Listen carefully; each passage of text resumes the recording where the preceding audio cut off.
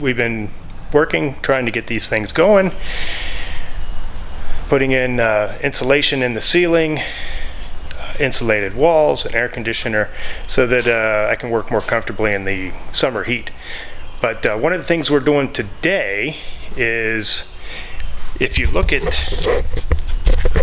the Jeep steering,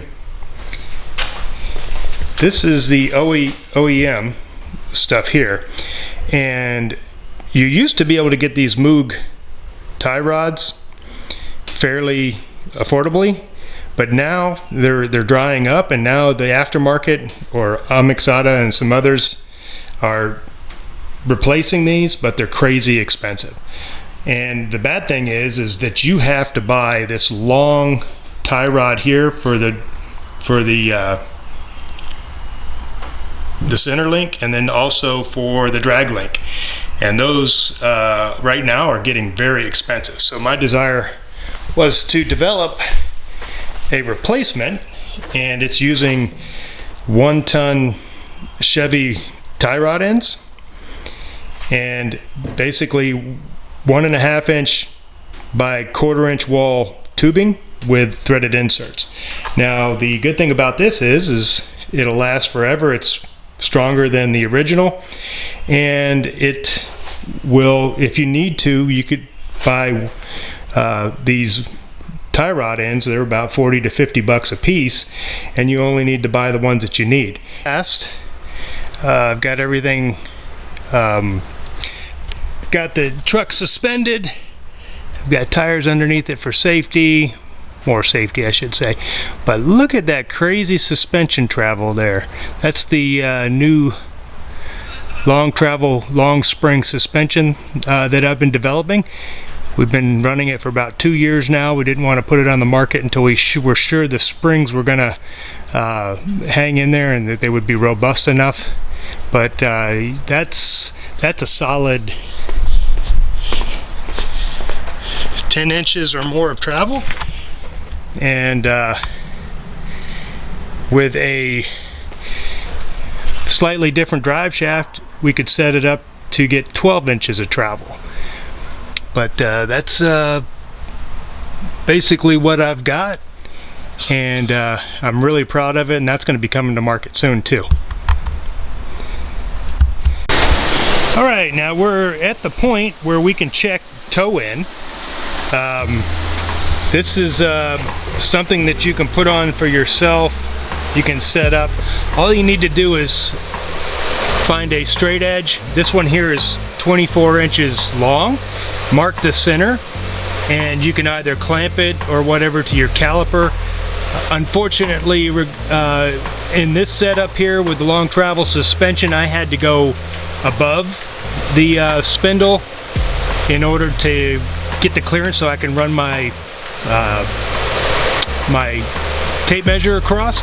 But basically you're setting it up so that you have just basically 1/16 to 1/8 inch toe in, which is narrower in the front versus the measurement in the back, and you adjust that with your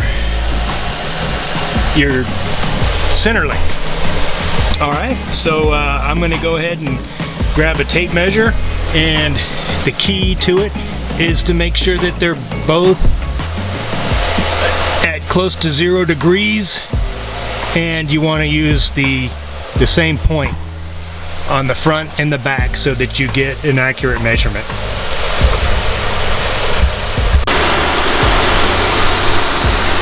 Alright, so what we're looking at here is roughly 70 and 10/16, and if we can compare that to the back side,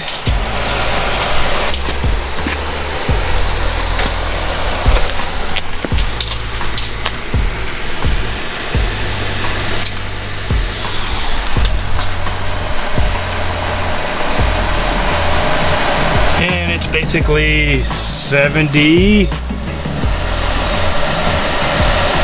and 11/16, 12/16. So what we'll do is we'll lock it down there, And we're talking about toe in, which is the front of the tires are towed in a little bit compared to the rear. That would be toe out.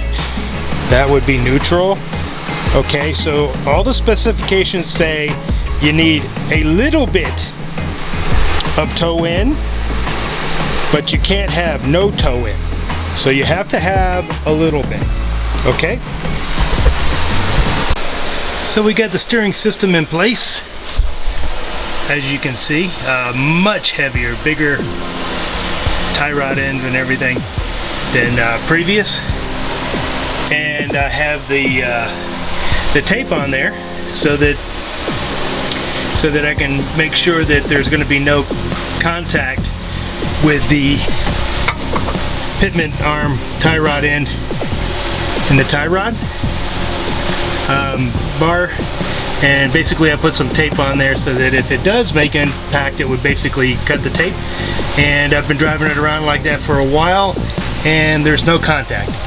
And with the reason there's no contact is because as the springs compress, because this is a rigid mount, as the springs compress, it actually pushes the axle rearward and actually creates more clearance front to back as it travels, as this comes down.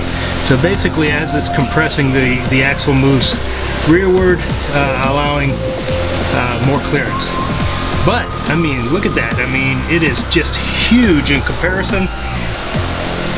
It's one of those things now that if you ever have to take and change a tie rod, all you'll have to do is buy that one item, and you don't have to buy these huge tie rod assemblies that came original. And like I said, they're getting harder and harder to find.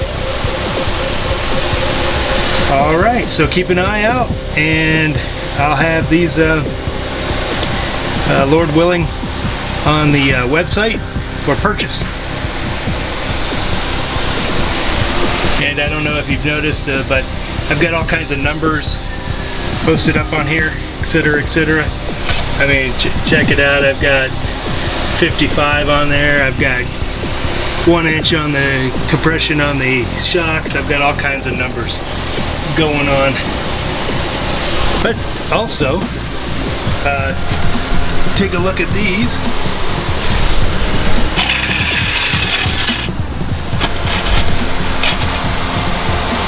Those are my high clearance spring plates, or U-bolt spring plates. They also attach with the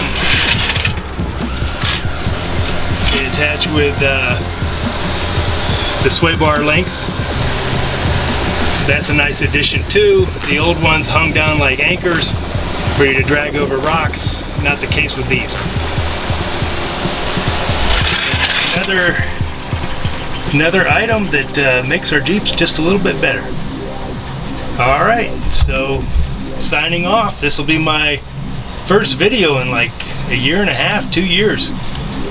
Not that I haven't wanted to, not that I haven't been busy, just haven't been able to get around to it. Here's another idea that I'm working on. The vent wings. The J-hooks blow out on them. You can't get replacements. You'd have to fix it yourself. The hinges go out on them. Finding seals is crazy expensive. So when these things go bad, I mean, it's very expensive to take and overhaul them. So what I am considering is it's not a full window replacement. It's actually developing a bracket that will go around this glass, and it will also provide a nice mount for some side view mirrors. So check that out. So that's something that I'm working on.